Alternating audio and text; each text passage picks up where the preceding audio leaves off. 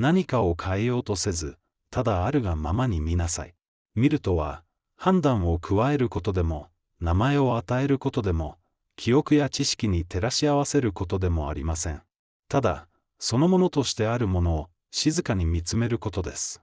しかし、私たちの心は見るよりも先に語り始めます。これは正しい、あれは間違っている、これは私のもの、あれは欲しくないもの。そうした心のざわめきが、世界を歪め、曇らせてしまうのです。人は常に何かを変えようとします。自分を、他人を、社会を。けれど、その変化への衝動の奥底には、満たされぬ思いや恐れが潜んでいる。私たちは結果を変えようとするばかりで、自分の内なる動きにはほとんど気づいていません。本当の変化を望むならば、まずは、ただ見ることから始めなくてはなりません。変化とは努力によってなされるのではなく、観察によって起こるものだからです。努力とは、ある状態を理想の状態へと無理やり移そうとする意志の働き。しかし、その理想像もまた、過去の記憶や欲望によって形作られた幻想に過ぎません。つまり私たちは、知らず知らずのうちに過去の投影をもって未来を操作しようとしているのです。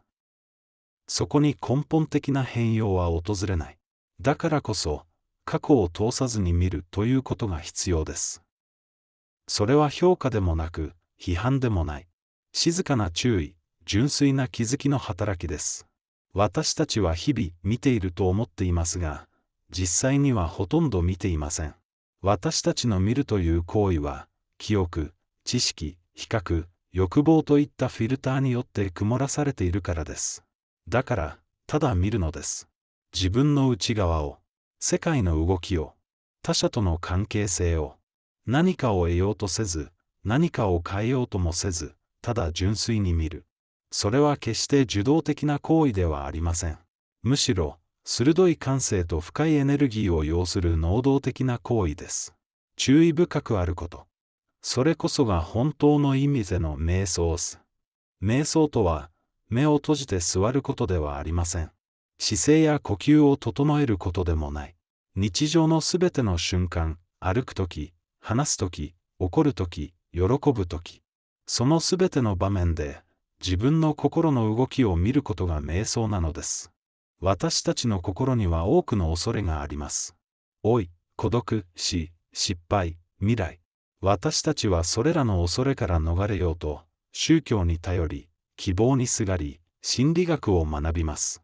けれども、それは恐れからの逃避でしかありません。逃げ続ける限り、恐れは姿を変えて私たちを支配し続けるのです。だからこそ、ただ見るのです。あなたが恐れているその瞬間に、その恐れを見つめなさい。表面ではなく、その根底を。それがどこから来て、どのように作用し、あなたをどう動かしているのかを静かに観察するのです。変えようとせず、良し悪しの判断もせずに、ただ見る。例えば、あなたは自分の怒りをただ見つめたことがありますか？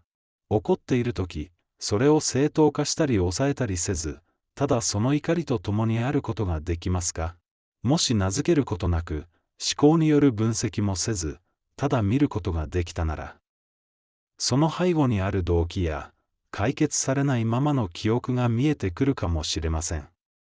そしてその時、怒りは自然と静まっていくのです。努力によってではなく、気づきによって。この気づきは、選ばない気づきです。好き嫌い、善悪、損得といった判断を伴わない、純粋な観察です。その観察の中にこそ、真の知性が宿るのです。知性とは、記憶の積み重ねではありません。今この瞬間に、完全に注意を向けられる力こそが、知性なのです。この観察の中から、愛が初めて姿を現します。愛とは、思考や感情によって生まれるものではありません。それは私とあなたという分離が消えたときに、自然と現れるものです。もしあなたが、他者を過去の記憶や欲望を通さずに、ただ見ることができたなら、そこに生まれる関係性こそが愛なのです。そこには所有も、嫉妬も、支配もありません。ただ理解とつながりがある。そしてその理解には、言葉さえ必要としないのです。私たちが見たいように見ている世界は、ただ見ることによって、その仮面を脱ぎ始めます。その時、私たちは真の姿に触れることになる。そしてその時、自己の限界は自然と超えられていくのです。だから、ただ見なさい。判断せず、名付けず、批判せずに。選択をしない観察の中に、分裂はありません。分裂がなければ、葛藤も生まれない。あなたが完全な注意とともに世界を見るとき、そこに調和が現れます。その調和は思考によって作られるものではなく、沈黙の中から自然と立ち現れてくるのです。あるがままを見るとき、私たちは過去の反復から解き放たれ、真に新しい始まりに触れることができます。そこには自由があります。そして創造性があります。自由とは選択の幅ではありません。選択が必要とされない心の状態こそが真の自由なのです。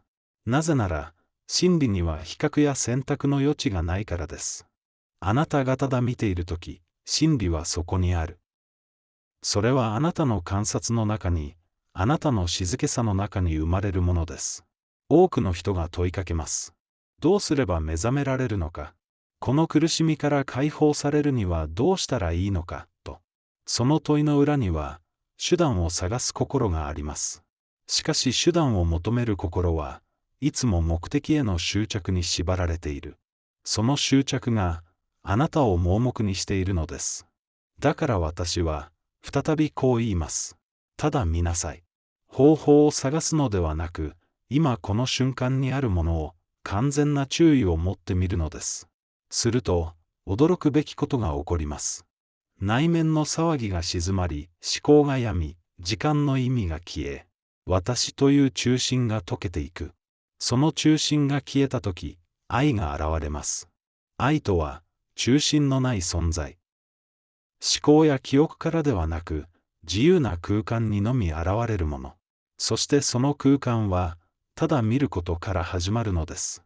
逃げることなく、避けることなく、何者かになろうともせず、内なるすべての動き、外の世界の変化を、ただ静かに、鋭く、見なさい。そしてその観察の中にこそ、あなた自身を見出すでしょう。その時、あなたと世界は、もはや分かたれたものではなくなります。そこには分離も、対立もない。ただ、あるがままがある。ただ見なさい。それが、終わりであり始まりなのです。